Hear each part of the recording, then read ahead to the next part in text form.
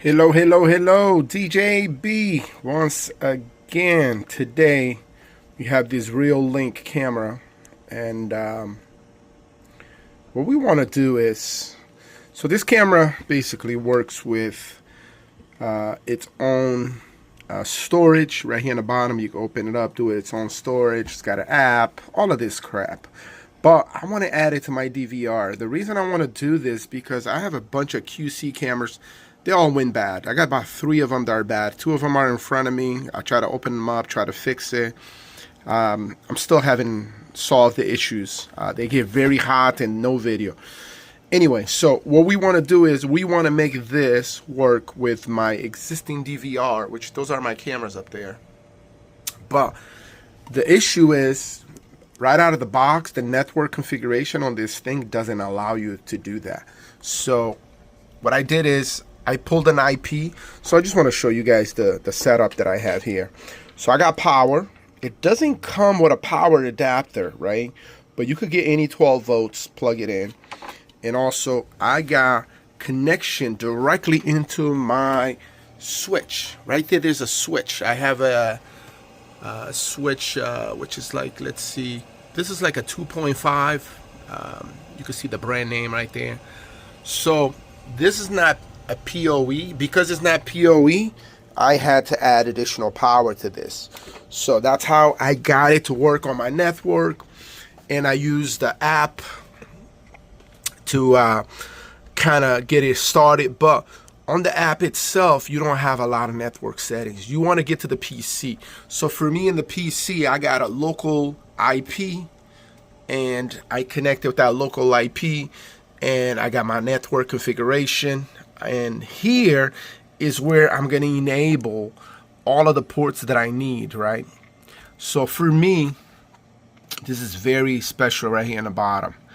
This is how it's going to let this camera work with other devices like the QC DVR that I want to use. So I just enabled it. I'm going to change that port. I actually like to use 8080. So, but it doesn't matter. I think, yeah, let's go ahead and save it. I'm going to keep it at 8,000 for now.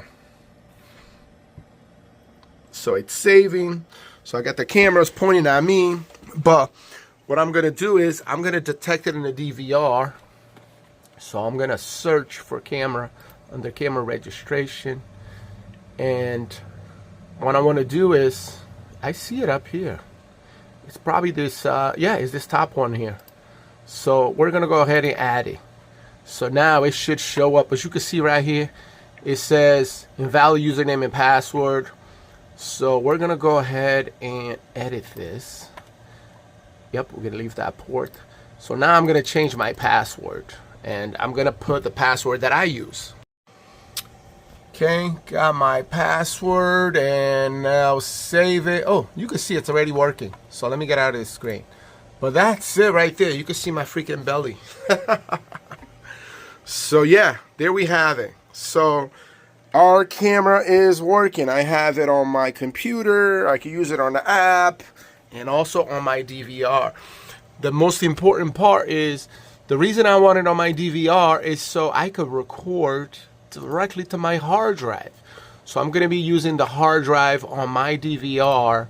I have a pretty big hard drive here. It doesn't show, but yeah, I have probably about 4 terabytes of disk.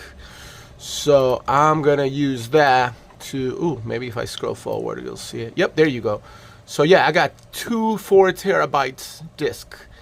And now that this camera is here, I should be able to control it with this DVR. So this is a QC DVR. You hear that? Even the microphone is working. So yeah, guys, I am freaking super happy.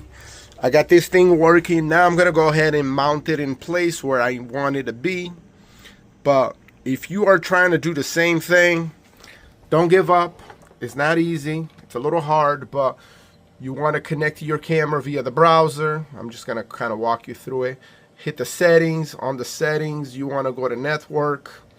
And network, you're going to go advanced. All the way in the bottom, you're going to go to server settings. And this is where you do it. So you could change this to whatever you're going to be using.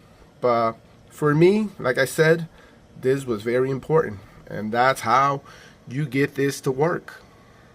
Okay, now that I got it all working, I no longer need to connect it to my switch. So I got that disconnected, and now since I have